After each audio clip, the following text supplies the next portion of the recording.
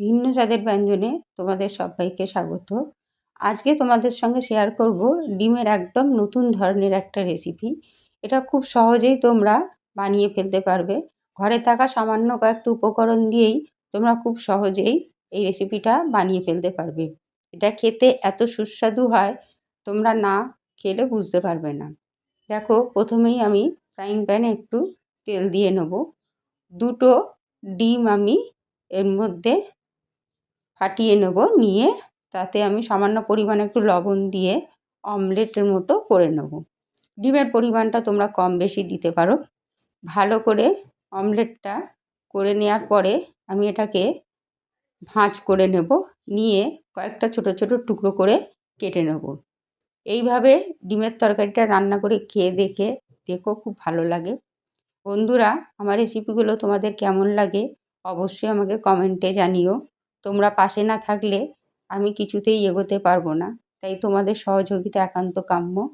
আমি আরেকটু ফ্রাইং প্যানে তেল দিয়ে দিলাম। এবার দুটো সেদ্ধ আলু নিয়েছি, সেগুলোকে এইভাবে ডুমো করে কেটে নিয়েছি।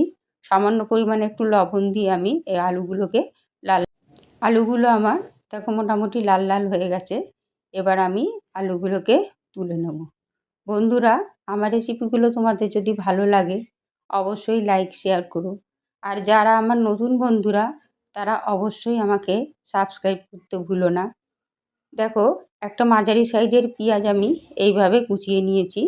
এবার তেলে অ্যাড করে দেবো, আর দিয়ে দেবো সামান্য পরিমাণে চিনি আর দুটো কাঁচা লঙ্কা। একটা মশলা নিয়ে নেবো আমি, সামান্য পরিমাণে ধনে গুঁড়ো, সামান্য পরিমাণে জিরে গুঁড়ো, সামান্য পরিমাণে কাশ্মীরি লঙ্কা গুঁড়ো, সামান্য পরিমাণে এমনি লঙ্কা গুঁড়ো, আর একটু হলুদ গুঁড়ো, আর নিয়ে নেবো একটু গরম মশলা। এগুলোকে আমি একটু জল দিয়ে পেস্ট করে নিয়ে এই পেঁয়াজের মধ্যে অ্যাড করে নেব। এবার নিয়ে নেবো 2 টেবিল চামচ মতো আমি টক দই, সেটাকে ভালো করে ফেটিয়ে নিয়ে এই মশলার মধ্যে আমি অ্যাড করে দেবো, দিয়ে ভালো করে কষে নেব। আর দিয়ে দেবো 1 চামচ মতো আমি পোস্ত বাটা। এবার ভালো করে এগুলোকে কষে নিয়ে তেল বেরোনোর পর আমি আলুগুলোকে এতে অ্যাড করে দিয়ে আবার ভালো করে কষে নেব। লবণের পরিমাণটা সম্পূর্ণ তোমাদের স্বাদ মতো দিও। কষা আমার মশলাটা হয়ে গেছে দেখো, এবার আমি জল ঢেলে দেবো।